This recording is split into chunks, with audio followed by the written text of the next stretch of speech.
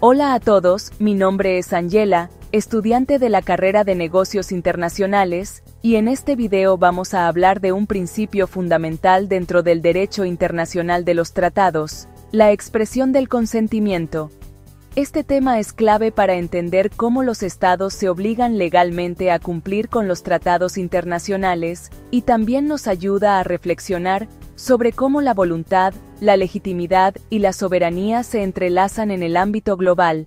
En este video te explicaré qué significa la expresión del consentimiento, cuáles son las formas de manifestarlo según la Convención de Viena, por qué es tan importante para la validez de los tratados, algunos límites, problemas y ejemplos actuales, y finalmente, cómo este principio también tiene un reflejo en la política económica mexicana. Así que, si te interesa el derecho internacional, y quieres entender cómo los países dicen sí a las obligaciones internacionales, quédate hasta el final. ¿Qué es la expresión del consentimiento? En el derecho internacional, los estados no quedan obligados automáticamente por un tratado solo porque exista. Para que un tratado sea jurídicamente válido y obligatorio, los estados deben expresar su consentimiento de manera libre y consciente para quedar vinculados por él.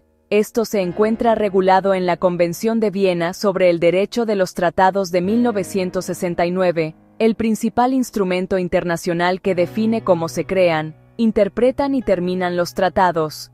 El artículo 11 de esta convención dice: el consentimiento de un Estado para quedar obligado por un tratado podrá manifestarse mediante la firma, el canje de instrumentos que constituyan un tratado, la ratificación, la aceptación, la aprobación o la adhesión, o por cualquier otro medio que se haya convenido. En otras palabras, el consentimiento es la voluntad formal del Estado de aceptar las obligaciones contenidas en un tratado. Sin esa manifestación, no hay obligación internacional válida. Esto se debe al principio de soberanía, según el cual ningún Estado puede ser obligado sin su propia voluntad. Por eso, el consentimiento cumple la misma función que en el derecho civil o los contratos. Es el elemento que da validez al acuerdo. Ahora bien, ¿cómo expresa un Estado su consentimiento? La Convención de Viena, en sus artículos 12 al 15, establece varias formas. 1. Firma. Cuando un tratado así lo dispone, la firma basta para expresar el consentimiento. Por ejemplo, muchos acuerdos bilaterales menores entran en vigor desde la firma de los representantes. Sin embargo, en la mayoría de los tratados importantes, la firma no basta, sino que representa solo una manifestación inicial, sujeta a ratificación. 2. Ratificación. La ratificación es el acto por el cual el Estado confirma oficialmente su consentimiento a nivel interno y lo comunica a nivel internacional. En este proceso, los órganos nacionales, como el Congreso o el Senado, aprueban el tratado, y luego el Ejecutivo deposita el instrumento de ratificación ante el depositario. En México, por ejemplo, el artículo 76, fracción primero de la Constitución, establece que es facultad exclusiva del Senado aprobar los tratados internacionales firmados por el Ejecutivo. 3. Aceptación o aprobación. Tienen efectos equivalentes a la ratificación, pero se usan en algunos contextos donde el tratado no requiere firma previa. 4. Adhesión. Cuando un Estado no participó en la negociación ni firmó el tratado originalmente, pero decide incorporarse después, lo hace mediante adhesión. Esto ocurre, por ejemplo, con tratados multilaterales abiertos, como los convenios ambientales o los de derechos humanos. 5. Canje de instrumentos. En algunos acuerdos bilaterales, el consentimiento se manifiesta mediante el intercambio de instrumentos que expresan la voluntad mutua de obligarse. En todos los casos, una vez expresado el consentimiento, el Estado queda jurídicamente vinculado y debe cumplir de buena fe lo pactado, conforme al principio pacta sunt servanda. 1. Importancia del consentimiento en el derecho internacional. El consentimiento tiene tres funciones esenciales en el sistema internacional.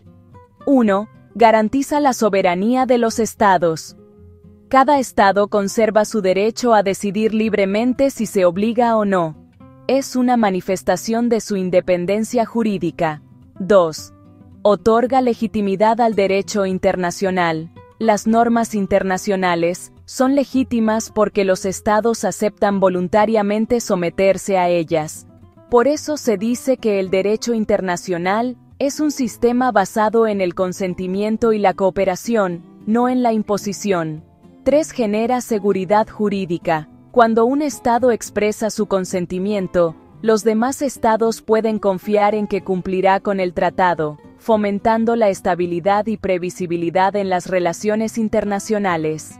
Además, sin consentimiento, el sistema de tratados sería inviable. Ningún país querría participar si pudiera ser obligado contra su voluntad. 4. Vicios y límites del consentimiento. Al igual que en el derecho interno, el consentimiento puede estar viciado o ser inválido.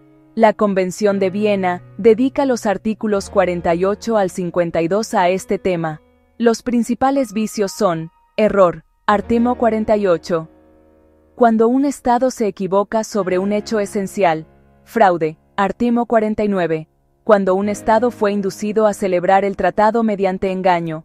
Corrupción del representante, artículo 50. Si el consentimiento se obtuvo por soborno, coacción sobre el representante o el Estado. Arts. 51 y 52. Si se usó fuerza o amenazas, el tratado es nulo.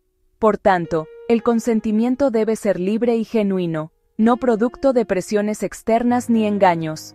Esto refuerza la idea de que la validez de los tratados depende de la voluntad auténtica de los estados. A lo largo del tiempo, este principio ha sido cuestionado. Algunos académicos y juristas sostienen que no todo el derecho internacional depende del consentimiento. Por ejemplo, existen normas llamadas jus cogens, como la prohibición del genocidio, la tortura o la esclavitud, que obligan a todos los estados, incluso si no han dado su consentimiento.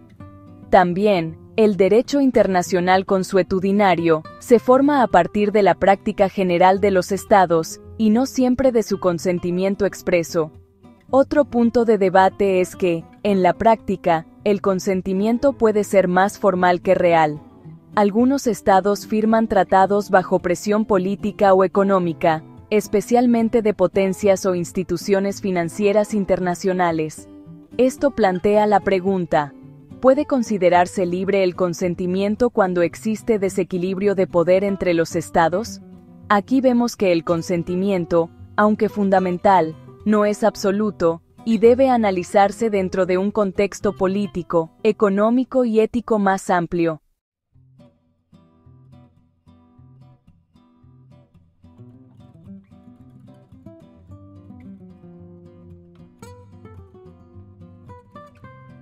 En el caso de México, el principio del consentimiento no solo opera en el ámbito internacional, sino también en el interno. Por ejemplo, cuando México se adhirió al Tratado de Libre Comercio de América del Norte, TLCAN, en 1994, y posteriormente al TMEC en 2020, el consentimiento del Estado mexicano se expresó formalmente a través de la firma, la ratificación y la aprobación legislativa. Sin embargo, no siempre hubo un consentimiento social amplio, ya que muchas de esas decisiones se tomaron sin una consulta directa a la población. Hoy, programas como Sembrando Vida o Jóvenes Construyendo el Futuro buscan justamente ampliar la noción de consentimiento, involucrando más directamente a los beneficiarios de las políticas públicas. Así, podemos hablar de una evolución desde un consentimiento formal del Estado hacia un consentimiento social participativo, donde la legitimidad democrática es igual de importante que la legalidad jurídica.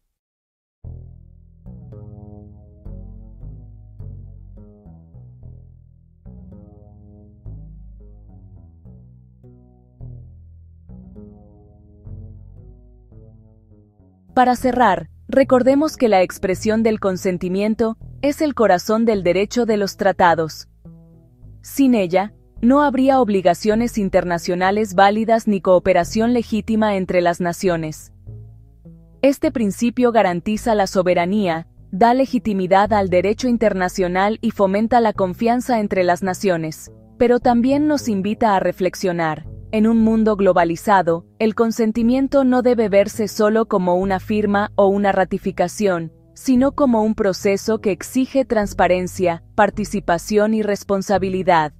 En el caso de México y su política económica, asegurar el consentimiento informado y social es clave para construir decisiones justas, sostenibles y legítimas. Gracias por ver este video. Si te gustó, dale like, suscríbete al canal y déjame en los comentarios qué otros temas de derecho internacional te gustaría que analice. Nos vemos en el próximo video.